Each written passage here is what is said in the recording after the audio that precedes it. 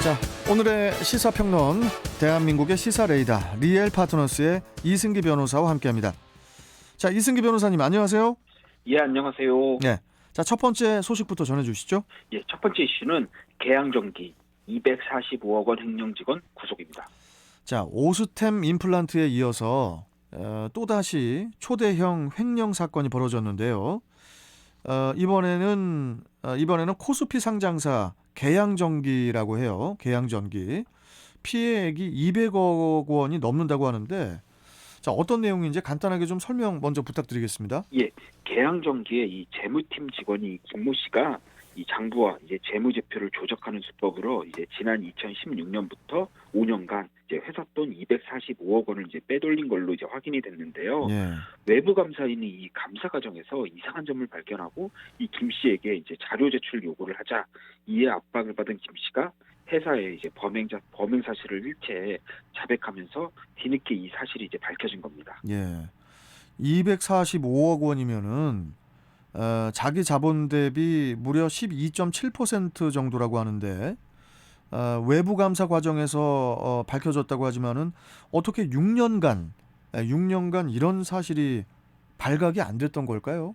예, 오스템 임플란트와 마찬가지로 이 내부 통제나 뭐 외부 감사 제도가 이제 제대로 이루어지지 않았다 이렇게 보이고요. 예. 한마디로 이 서류로만 해서 형식적으로 이런 감사가 이루어졌기 때문으로 보입니다. 뭐 장부와 뭐 재무제표를 맞춰뒀으니 이 서류상으로는 이런 부분이 이제 발각이 되지 않는 거죠. 자, 그런데 그 돈 회수는 어떻게 가능한 겁니까? 일단 저 영장은 발부가 됐어요. 예, 그렇습니다. 일단 당연한 이야기지만 예. 법원은 이 범죄 혐의가 소명되고 이 도망할 우려가 있다고 해서 구속영장을 이제 발부한 상태입니다. 특히 이제는 김 씨에 따르면 이제 횡령한 돈은 모두 주식과 가상화폐 그리고 도박 등에 넣었다가 손실을 봤다라고 하는데 이게 사실이라면 245억 원 이제 전액을 손실 처리해야 하는 이제 중대 사안입니다. 물론 경찰이 이 계좌 압수수색 영장을 받아 이 자금 흐름을 지금 추적 중에 있는데요. 앞으로 수사 과정을 통해 이제 일부 회수될 가능성이 있습니다. 하지만 이제 다소 좀 비관적인 게 오스템 임플란트의 경우에는 이제 횡령액이 한 2천억 원 규모였지만 이 단기간에 아주 집중적으로 돈을 빼갔고요. 또 신속히 경찰 수사가 진행되면서 상당 금액을 회수할 수가 있었습니다. 하지만 이번 이 계양전기 사례의 경우에는 이 김 씨가 이제 6년이라는 이제 장기간에 걸쳐 횡령을 했기 때문에 이 빼돌린 돈을 쓸 이제 충분한 이제 시간적 여유가 있었다는 거죠. 그런 측면에서 보면 또 이번 사안이 더 재질이 좀 불량하고 또 그만큼 좀 피해도 좀 크지 않을까 이렇게 좀 예상이 됩니다. 예. 계양전기의 그 주식 거래도 지금 정지가 된 상황인데, 내부 직원의 횡령으로 인해서 애꿎은 개미들이 자꾸 피해를 보는 게 아닌가 하는 그런 또 안타까움이 큽니다. 자, 두 번째 이슈 전해주시죠. 예, 다음 이슈는 공무원 투개표 선거 업무 거부 확산입니다. 예. 자, 다음 달 대선을 앞두고 전국의 공무원 11만여 명이 투표와 개표의 업무를 거부한다고 해서 지금 그 정부와 선관위에 비상이 걸렸다고 하는데, 어떤 내용입니까? 예, 먼저 이 대선과 같은 전국 단위 선거의 투표 그리고 개표 업무에는 약 35만 명 정도의 인력이 필요하다고 합니다. 보통 이제 공무원과 교직원 그리고 일반인들까지도 이 업무를 수행하는데요. 지난 대선을 기준으로 하면 투표 사무원의 약 60% 그리고 개표 사무원의 약 38% 정도가 이제 지방 공무원이었습니다.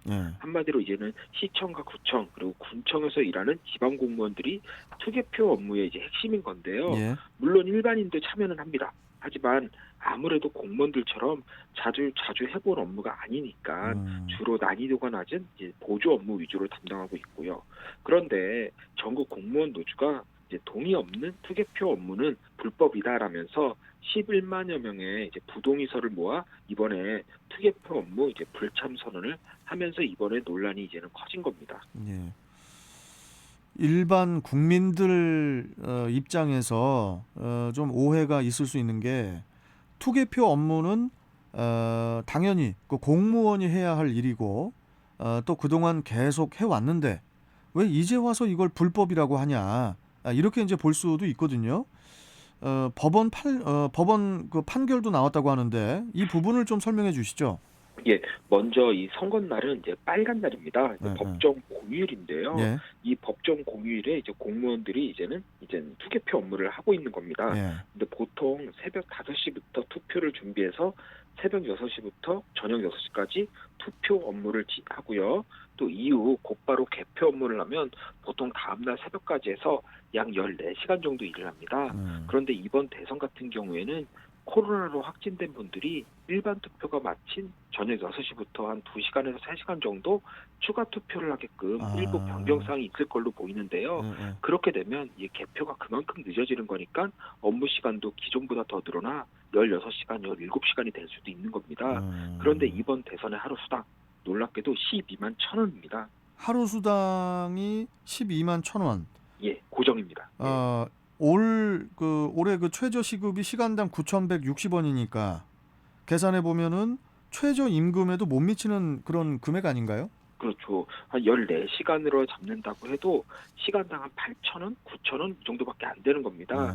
일반 사업장이었다면 아마 이 근로기준법 위반으로 처벌될 사안인데요. 그런데 이제 국가가 이렇게 나서 노동 착취를 하는 거니까 이 부분은 좀 당장 현실적인 금액으로 좀 보상해 줄 필요는 있어 보입니다. 여기서 이제 지난해 법원에서 판결이 하나 나왔는데요.